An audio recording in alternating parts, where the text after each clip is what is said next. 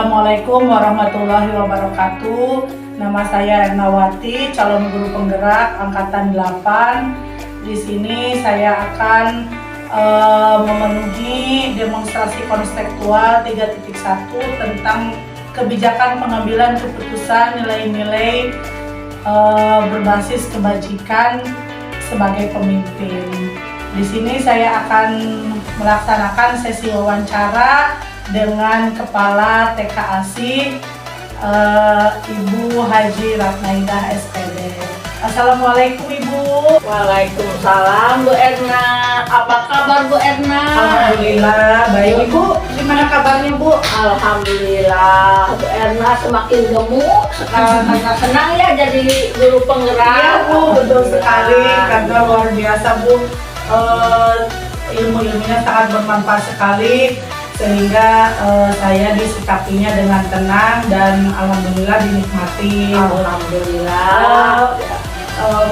Sekali lagi terima kasih atas waktunya. Maaf sekali saya mengganggu aktivitas Ibu karena saya di sini akan mewawancara Ibu di TK ASI sebagai pemimpin. Boleh Bu? Boleh, silahkan yang Ibu bisa jawab ya. Tidak, nanti kita pecahkan bersama ya. Terima kasih Bu, langsung saja ya Bu. Ya. Ibu kan sebagai pemimpin di TK ASI ini, bagaimana sih Ibu cara mengidentifikasi kasus-kasus yang ada di sekolah yang Ibu pimpin? Iya, baiklah Bu Erna, mungkin di sini Ibu dalam pengambilan keputusan sebagai pemimpin sangatlah harus cerdas, terutama dalam kasus-kasus yang diletika atau bujukan moral yang mana sangat menarik sekali untuk diangkat karena ini persoalan yang ada di dunia pendidikan. Betul. Itu kasus-kasus dilema etika itu kan benar sama benar dan bujukan moral itu salah dan yang benar ya Bu. Ya. Itu apa sih Bu contohnya di sekolah yang Ibu pimpin ini? Ya, contoh dilematika etika kita dihadapkan dengan dua pilihan benar dan benar, dan bujukan moral itu salah dan benar, dan contohnya adalah kedisiplinan guru. Misalnya guru datang siang atau seharusnya kan kita pagi-pagi guru datang itu ya, sebelum anak datang guru sudah berjejer di depan karena menyambut anak usia dini ya, kedatangan anak-anak, apalagi kita itu anak usia dini, anak harus setiap pagi itu diberi sapa, salam, senyum dan sapa. Nah, penyambutan ketika datang ke sekolah, jadi anak itu melihat gurunya ceria akan senang. Betul sekali, karena di TK itu kita gurunya harus selalu ceria ya Bu ya. Gitu. Apalagi kalau pagi itu harus ada penyambutan, berarti guru harus lebih pagi datangnya ya. Contohnya tadi bujukan moral adalah ada anak yang di sekolahnya datang 2 bulan sekali karena dibawa oleh orang tuanya ke Jakarta. Jadi anak sekolah setelah datang dari Jakarta 2 bulan sekali, itu contoh bujukan moral. Berarti itu contoh yang kasus Ibu itu berarti yang bujukan moral itu ada anak yang 2 bulan sekolah di TK Ibu, berarti yang 2 bulannya dibawa ke Jakarta. Itu seolah-olah sekolah itu seperti permainan ya Bu ya, walaupun di TK itu kita itu sekolah formal ya, itu jadi milik pemerintah. Betul. Terus hal-hal apa saja yang selama ini Ibu anggap efektif dalam pengambilan keputusan dilema etika ini Bu? Hal yang efektif untuk kasus-kasus dilema etika ini dalam pengambilan keputusan, saya sebagai pemimpin dengan adanya koordinasi dan musyawarah dengan guru. Jadi tidak hanya sendiri ya, sebagai kepala sekolah kita harus bermusyawarah dengan guru, dengan yayasan, dengan komite, bahkan orang tua murid pun bisa dilibatkan untuk mengikuti musyawarah. Betul sekali. Terus hal-hal apa saja selama ini yang merupakan tantangan untuk kasus-kasus dilema etika ini Bu di sekolah Ibu gitu? Pasti ada ya Bu ya, tantangan semuanya pasti ada ya, apalagi kita mengurus orang banyak, mengurus di TK itu orang tua murid selalu ada yang di sekolah melihat anaknya belajar. Nah, pengambilan keputusan pasti ada terutama dalam kasus-kasus dilematika maupun rujukan moral. Terkadang kita mengundang orang tua harus bagaimana langkah ke depannya supaya sekolah kita lebih maju, dan murid banyak yang tidak hadir karena murid banyak yang tidak hadir seperti tadi dicontohkan di bawah orang tuanya pergi ke Jakarta atau orang tuanya keundangan, anak pasti ikut ya. Jadi orang tua ada apa-apa anak ikut karena anak usia dini ini masih kecil, jadi masih perlu bimbingan, masih perlu ya setidaknya sekolah pun kan masih diantar. Betul sekali ya. Berarti luar biasa sekali ya, Ibu sebagai pemimpin di sini sangat bijak sekali, terutama mengefektifkan dengan berkoordinasi ke komite sekolah, dengan guru-guru, dengan ketua yayasan gitu ya. Berbagai pihak. Ya, apakah Ibu dalam sebuah pengambilan keputusan dilema etika ini, apakah ada jadwal tertentu Bu untuk melaksanakannya gitu? Ya itu sudah jelas. Mungkin sekolah punya jadwal, punya komitmen, jadi tiap seminggu sekali di sini mengadakan rapat atau setiap bulan, bahkan dalam acara yasinan rutin setiap bulan disisipkan kalau ada permasalahan kita mengadakan rapat dan setiap bulannya. Dan juga yang insidental ketika permasalahan di dilematika tersebut harus cepat diselesaikan, dan ada juga permasalahan yang membutuhkan tindak lanjut, jadi bermacam-macam permasalahan. Betul sekali. Terus adakah seseorang yang mempermudah untuk mempunyai guru penggerak sampai 3, dan yang satunya sudah menjadi pengajar praktik? Mudah-mudahan sekolah kita makin maju, makin sukses, anak-anaknya soleh-soleha, dan guru-gurunya juga sama, jadi guru yang soleh dan soleha, dan karena tidak ada laki-laki. Ibu mengucapkan terima kasih atas sekarang wawancaranya, dan Bu Erna semakin maju lancar, bisa sampai ke lulus. Amin ya Rabbal Alamin. Terima kasih hebat. Bismillahirrahmanirrahim. Assalamualaikum warahmatullahi wabarakatuh. Nama saya Ernawati, calon guru penggerak angkatan 8 Kabupaten Kuningan. Di sini saya akan membawakan modul 3.1 demonstrasi konseptual yang akan sesi ini adalah sesi wawancara kepada Kepala Sekolah SDN 2 Sukarapi, Bapak Ono Wastono SPD, yang mana beliau adalah kepala sekolah di sekolah SDN ini. Selamat siang Pak. Selamat siang. Bagaimana kabarnya Pak hari ini? Alhamdulillah baik. Saya yang pertama mohon maaf atas mengganggu waktunya untuk Bapak di sekolah ini. Saya dari calon guru penggerak angkatan 8 Kabupaten Kuningan akan mewawancarai Bapak sebagai kepala sekolah di SDN 2 Sukarapi. Yang mana di sini saya setelah mengamati dan mencermati modul 3.1 tentang pengambilan kebijakan nilai-nilai keputusan Bapak sebagai pemimpin gitu. Di mana pengambilan kebijakan ini ada dua, yaitu ada dilema etika dan ada bujukan moral, yang mana dilema etika itu adalah benar dan yang benar, dan kalau bujukan moral itu yang salah dan yang benar ya Pak.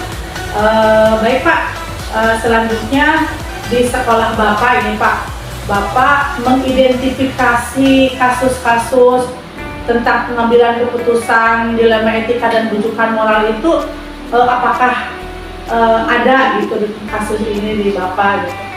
Terima kasih kepada Ibu yang telah hadir di sini untuk mewawancarai. Insya Allah apa yang dibutuhkan selagi saya bisa memberikan bantuan, insya Allah Pak. Tentang dilema etika sudah barang pasti yang namanya di lembaga, apalagi ini di SD ya, mungkin agak berbeda. Di TK itu kasusnya itu banyak sebenarnya dilema etika itu, sehingga ya kita mengidentifikasi, mendaftar data-data dilema etika yang mana yang mungkin sifatnya perlu ditangani secara serius, karena ada yang bisa ditangani secara otomatis, ada yang tidak bisa diselesaikan secara otomatis. Ya, itu contohnya yang seperti ya, contohnya bagaimana Bapak pernah mengidentifikasi itu, contoh kasusnya yang seperti apa gitu Pak? Jadi antaranya kalau disiplin sudah barang pasti ya gitu. Tapi hampir semua kasus dilema etika tentang disiplin itu masih bisa diselesaikan secara otomatis. Ada kasus yang tidak bisa diselesaikan secara otomatis, sehingga kita perlu tindak lanjut. Salah satu contohnya yaitu bullying, ya, pembulian yang ada dampaknya bahkan ke tindakan pemalakan di sekolah antara senior ke junior gitu. Itu diantaranya yang mungkin pernah ditangani di sekolah ini. Dalam pengambilan keputusan itu apa langkah-langkah dan prosedur seperti apa yang pernah Bapak lakukan tentang kasus ini gitu? Yaitu kita mengidentifikasi masalah ya, kemudian mencari data-data mengapa hal ini bisa terjadi, gitu. Bullying maupun pemalakan. Kita coba mencari data baik di sekolah maupun kalau berkaitan dengan anak ke pihak keluarga anak. Nah, setelah kita mendapatkan data dari identifikasi itu, kita mencari solusi pemecahan masalahnya. Bagaimana, apakah cukup ini diselesaikan di sekolah hanya dengan anak, apakah kita memerlukan pihak lain gitu untuk menyelesaikan ini.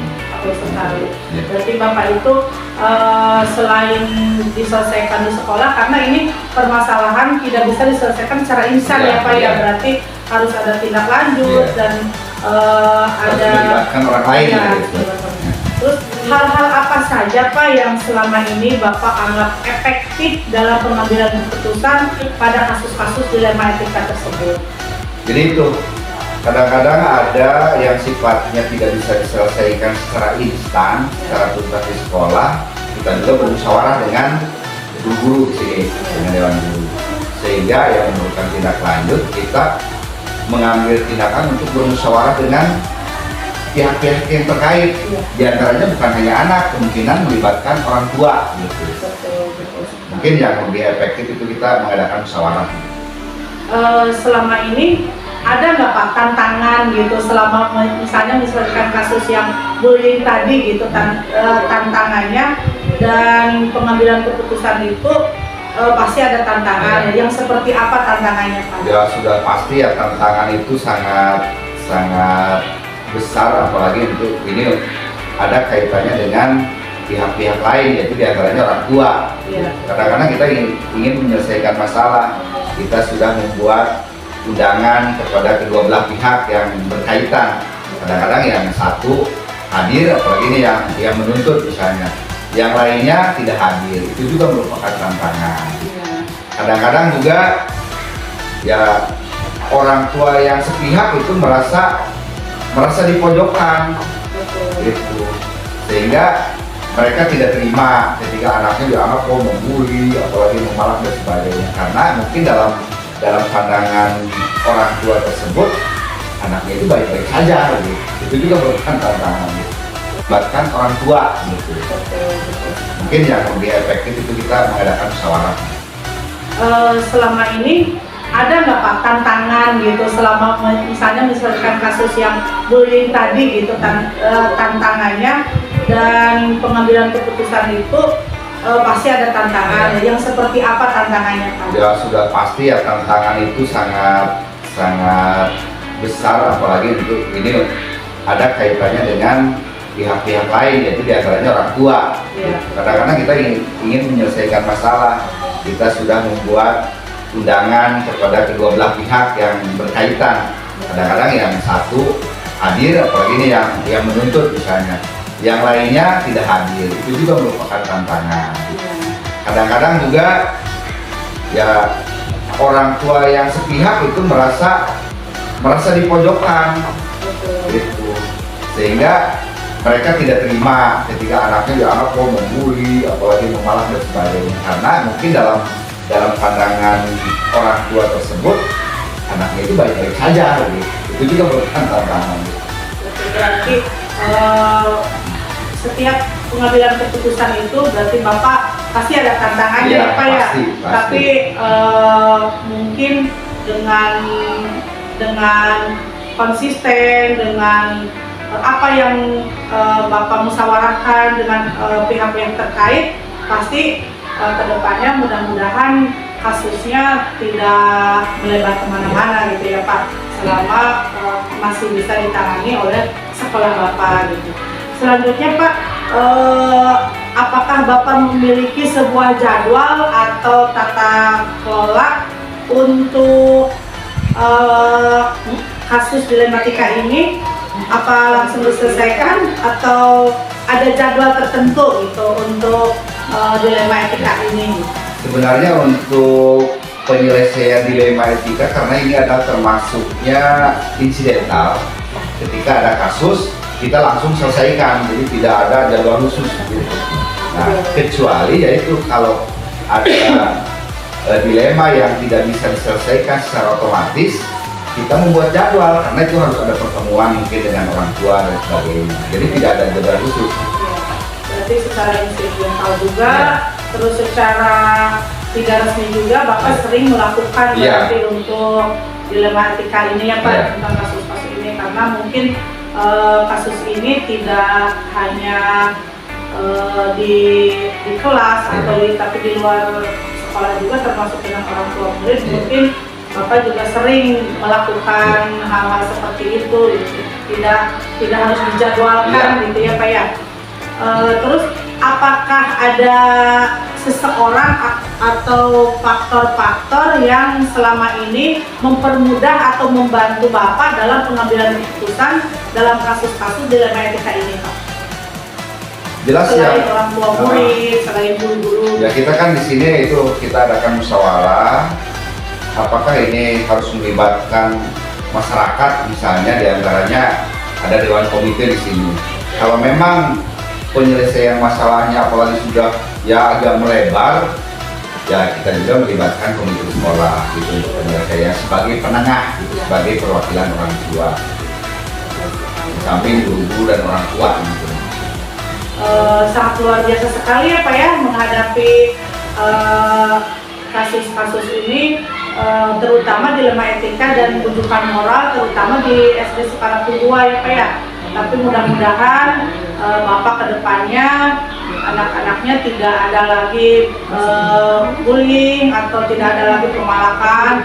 Selain kasus-kasus itu, mudah-mudahan dengan kepemimpinan Bapak gitu ya di sekolah SD Sekarang ini tetap kondusif dan anak-anaknya berprestasi, Bapaknya juga sehat. Dari semua hal yang telah disampaikan oleh Bapak, pembelajaran apa yang dapat Bapak petik dari pengalaman Bapak mengambil keputusan dalam etika ini, Pak? Itu jelaslah pengalaman itu, semakin banyak masalah justru kita membuat semakin banyak pengalaman mungkin. Betul, untuk penyelesaian masalah, gitu, termasuk ya masalah-masalah bullying, sehingga ya alhamdulillah seberat apapun permasalahan, apalagi ini kalau sudah menyangkut orang tua ya gitu. Iya. Itu jelas masalah bukan masalah kecil lagi. Betul. Kalau sudah melibatkan orang tua. Tapi alhamdulillah dengan musyawarah tidak ada masalah yang tidak dapat diselesaikan. Gitu. Jadi kita mengambil hikmahnya dari semua itu, ternyata permasalahan itu bisa diselesaikan dengan baik. Sehingga ya itu prinsip kita, sekolah itu bisa menciptakan lingkungan bagi anak itu yang aman, yang nyaman, gitu, tertib, gitu. Tidak ada permasalahan yang timbul kembali. Gitu. Iya, Bapak sangat luar biasa sekali ya jadi pemimpin sekolah di SD itu gitu, sehingga ada banyak permasalahan pun Bapak tetap tenang menghadapinya dengan cara bermusyawarah dan dengan pihak-pihak terkait, dan banyak yang mempermudah dan membantu dalam menghadapi kasus-kasus tersebut ya Pak. Terus mudah-mudahan sekali lagi saya ucapkan terima kasih atas waktunya. Saya mungkin ini untuk memenuhi tugas saya mewawancarai Bapak di hari ini. Mohon maaf dan terima kasih atas waktunya. Mudah-mudahan Bapak selama kepemimpinan di SD Parapi sehat selalu dan murid-muridnya selalu mendapatkan prestasi dan tidak ada lagi kasus-kasus yang mana anak-anak kondusif gitu, anak-anak tidak ada kasus lagi gitu intinya. Bapak terima kasih. Amin. Sama-sama. Assalamualaikum warahmatullahi Waalaikumsalam wabarakatuh. warahmatullahi wabarakatuh.